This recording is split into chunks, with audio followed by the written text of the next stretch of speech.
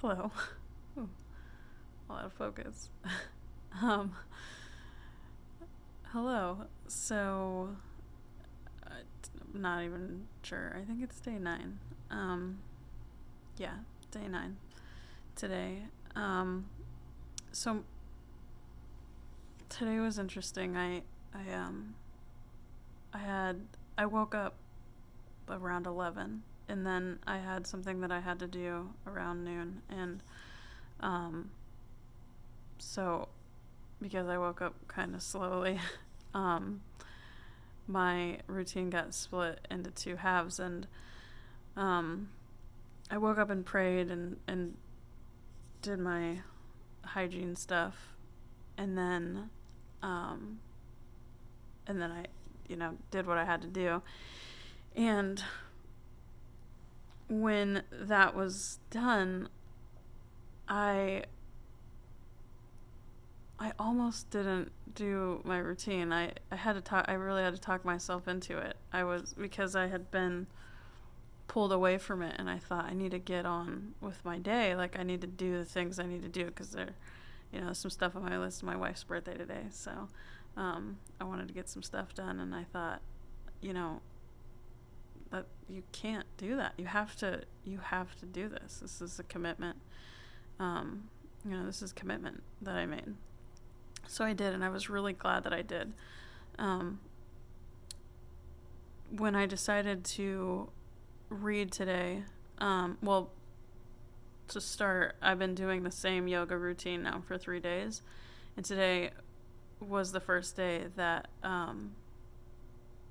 felt like I'm definitely not more flexible or anything, but today I moved around easier, and that was kind of a big deal. But so with my reading today, I kind of just read the same thing that I read yesterday. I wasn't sure where I had left off because I usually stop in the middle of a page. I just stop when I feel like I need to.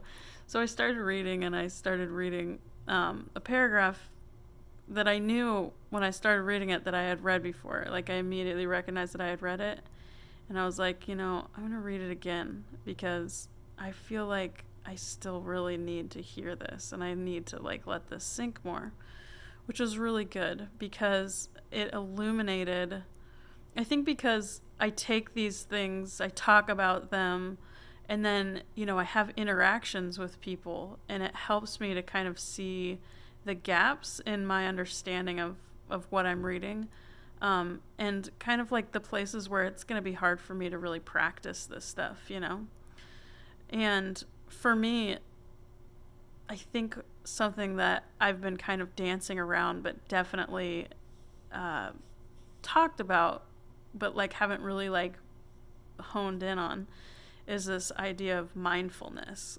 And I think that part of the reason is that there's a part of me that challenges this concept of mindfulness.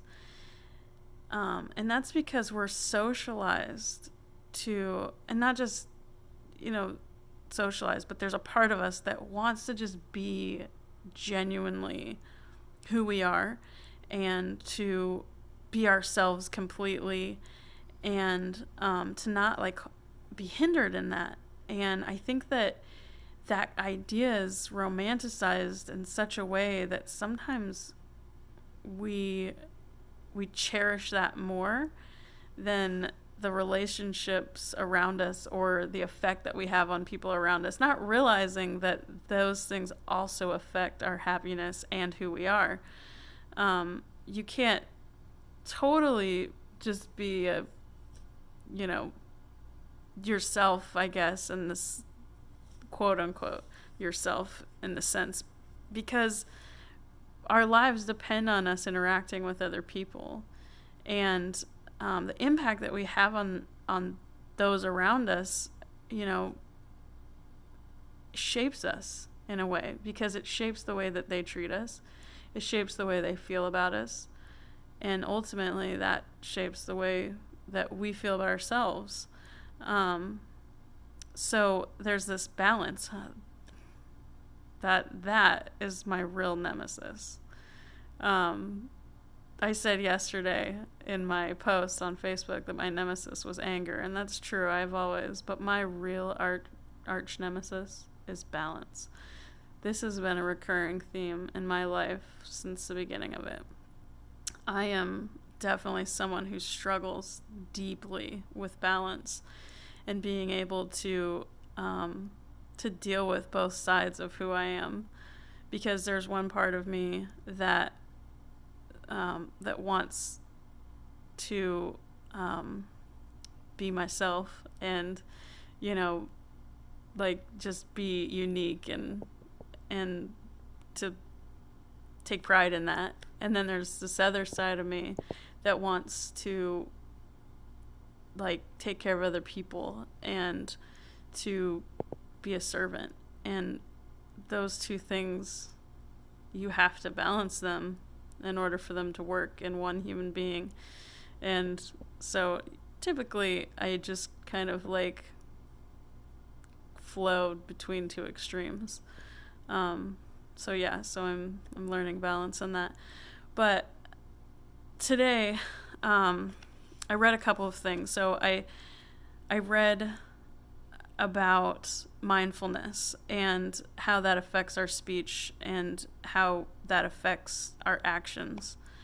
And one of the things that really struck me was this sentence. If you cannot accept others, it is because you do not yet accept yourself.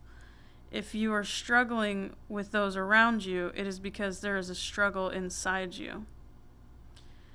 And then it says, the Lotus Sutra advises us to look at all beings with the eyes of compassion. This includes ourselves. So there's this concept, of self again, of really like needing to get your own self in order, before you can really do and say the things that you want to with other people. And Thich Nhat Hanh even talks about this like idea that we say internally and we want it. It's not that we don't want it. Like, we say we're gonna do better. I'm gonna say this. I'm not gonna react to this, and I'm gonna be patient in this way. And then the moment arises for us to practice that, and we just blow it, And I think that that's because that internal, just reading, I'm just realizing, I think that the reason that I struggle with follow through on that is because this internal struggle still exists. And the other really valuable thing that I'm glad that I stopped and stayed with this meditation and stayed with this information and didn't keep going today. The other thing that I really grasped was that I was looking at only one side of the meditation, and I've been focusing really heavily on this concept of like finding inside me these seeds of anger, and in the meditation it says it goes deeper than just anger. It says, may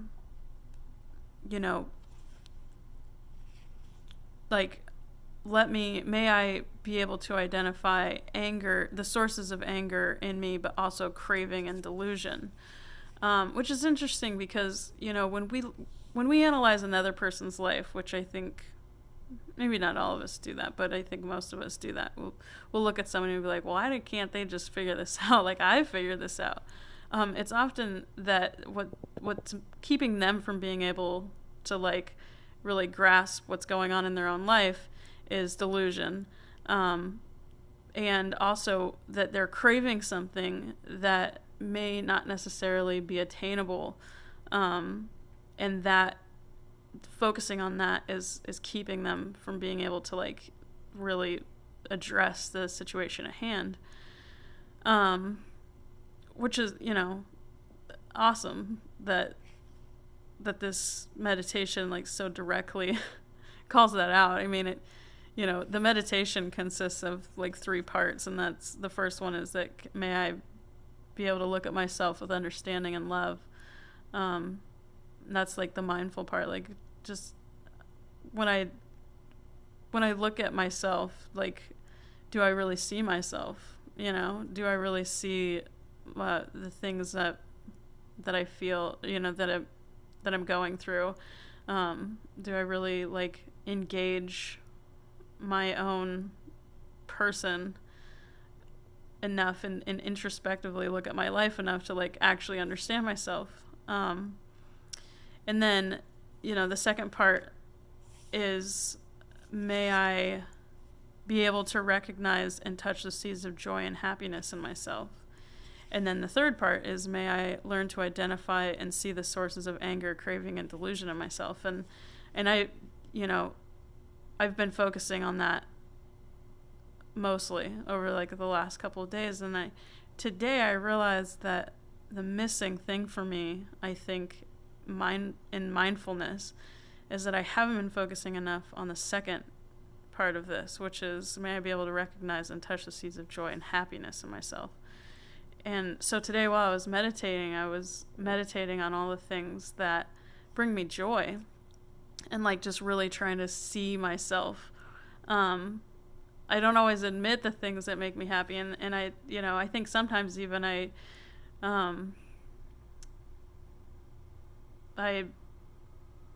like avoid looking at that. And I don't know why that is. Maybe because it's not the things that I always thought it was. But I just really try to like dive into like what kinds of things make me happy today. And I had some really good realizations. I realized that one of the things for me that really brings me joy is helping other people.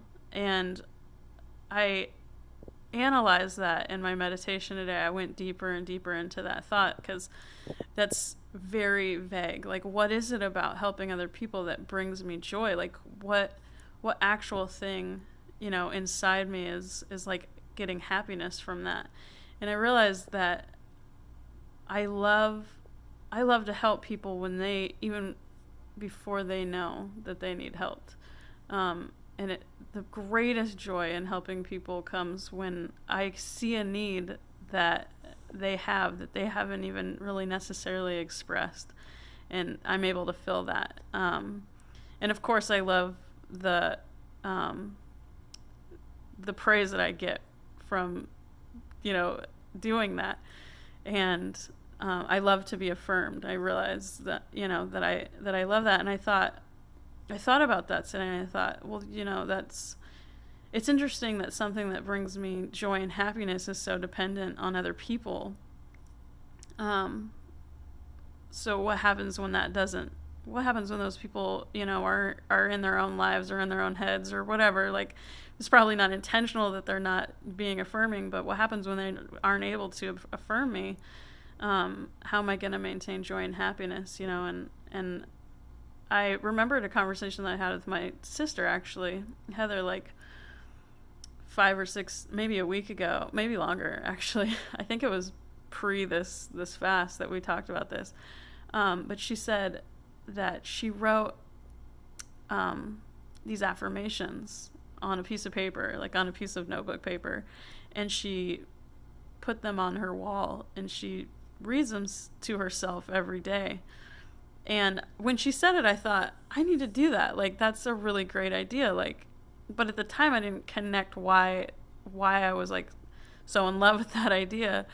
And I, and then today when I was meditating, I realized, like, I need to affirm myself. I need to be able to call out the things in me that I like, and the things that I want to accomplish in that day, and just give myself like some really like positive feedback before anything else can get in the way. And so I realized today that I'm going to do that. I'm going to make an affirmation board, and I'm going to add some things to that. So yeah, if you can think of any good affirming things, if you know me, that are specific to me, you can share those. If you don't know me, just some good affirming things that you would say to yourself.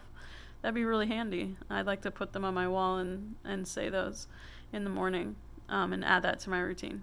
So, yeah, I hope that you have a day full of love, and that you can, find and touch the seeds of happiness and joy in your own life. And I love you, and have a good day.